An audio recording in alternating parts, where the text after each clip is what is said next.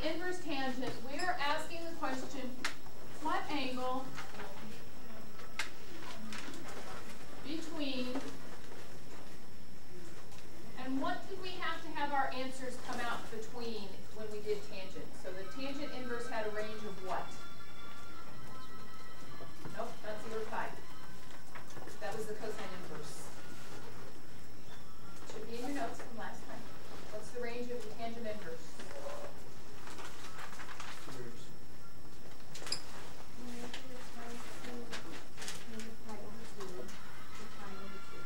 Did I include them?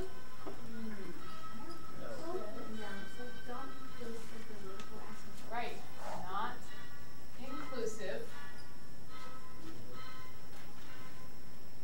Or not included. What angle has a tangent value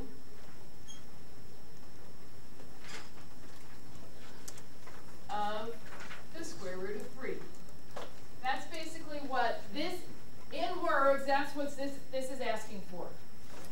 What angle here has a tangent value of the square root of 3? How many of you have these down? Really, what's the answer? Is it pi over 6? No, pi 4s. I know it's not pi over 4. Oh, wait. That one I know for sure. It could be pi over 6. It could be pi over 3. Now, here's my problem is I know my sines and I know my cosines, but I didn't bother to remember the tangent ones. It wasn't worth it. But which ones have a square root of 3 in them somewhere in terms of sines and cosines? Well, your pi over 6 has a square root of 3 somewhere as a sine or cosine value, and your pi over 3 does as well. Personally, I just checked. You think pi over 6 is going to do it for us? So we're going to check pi over 6. So you want to know if the tangent of pi over 6 is going to work for us. Well, let's draw, here's my pi over 6 picture. Pi over 6 is a small one, right? Yeah, so that would have the x value of square root of 3 over 2 and the y value of 1/2. Remember, this is my cosine and this is my sine value. Is that going to work? Well, sine is 1/2 over cosine, which is the square root of 3 over 2. When I simplify that, I get 1 over the square root of 3. That's not it. Okay, so it's pi over 3. Not it. That's for sure. Then I know it's for sure. Then it's got to be the other one. So it turns out the answer to this question must be the other one. It's pi over 3. And you guys are going, wait a minute, most of the time I don't ask you these. But the homework asks you these because the people who wrote the web work questions think, you should know these. I'm not quite of the same mind. I think you should know the sine and the cosine values. You should be able to then calculate as needed the tangent values. So they're saying pi over 3 is a value between negative pi over 2 and pi over 2. Yes. There's another place that has on the unit circle that would also have a tangent value of the square root of 3, but we're not interested in it because it doesn't fall in quadrant 4 or quadrant 1 in the way that we get to go into those quadrants. So I don't do the tangents very often, and that's exactly why. You're annoying me. That was the question. These, on the other hand, I do all the time.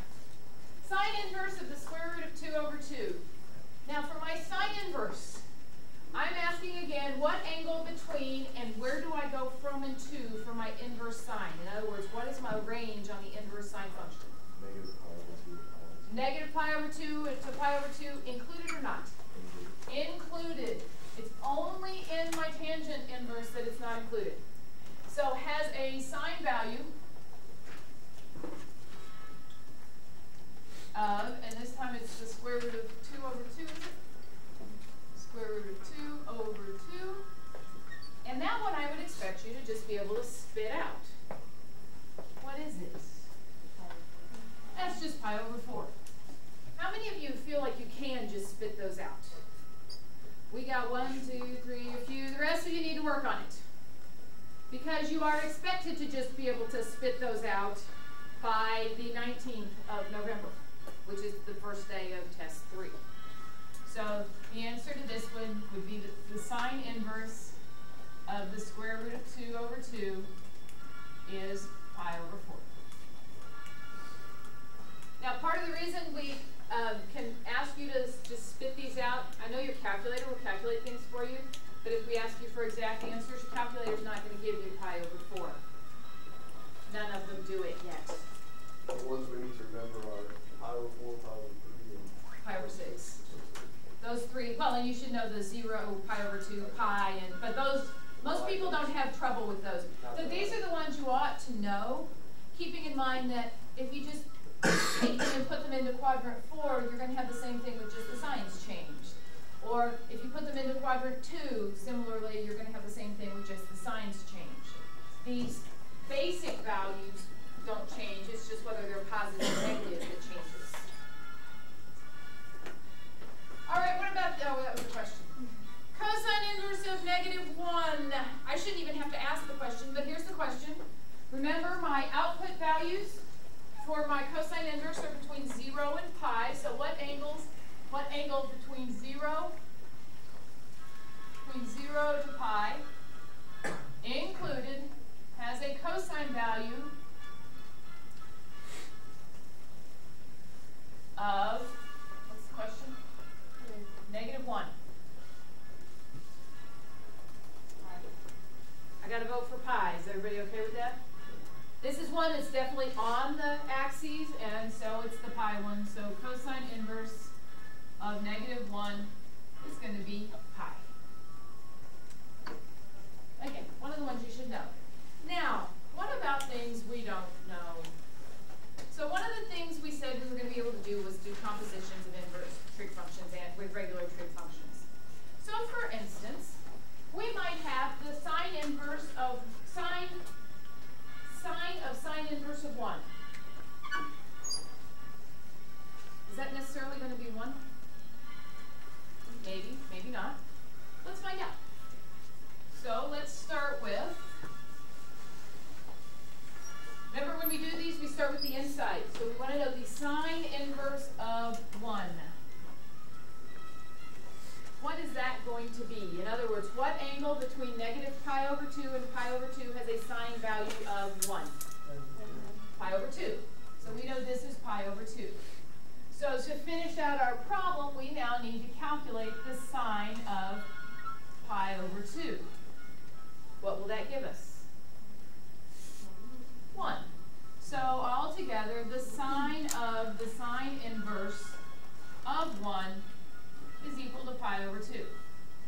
I have some good news for you. When you have them this way, and the sine and the inverse function, the function and the inverse function are in this order, it's always going to, excuse me, it's always going to spit your answer right back out. You said 1, and I should have written it. Yeah, I know. They're pretty much the same thing. Not exactly. Well, I mean, they're related, right? It's just, what do I do with this one, though? Same thing, except this time it's not going to spit out the square root of 3 over 2, is it? Why won't it just spit back what I had? Yeah.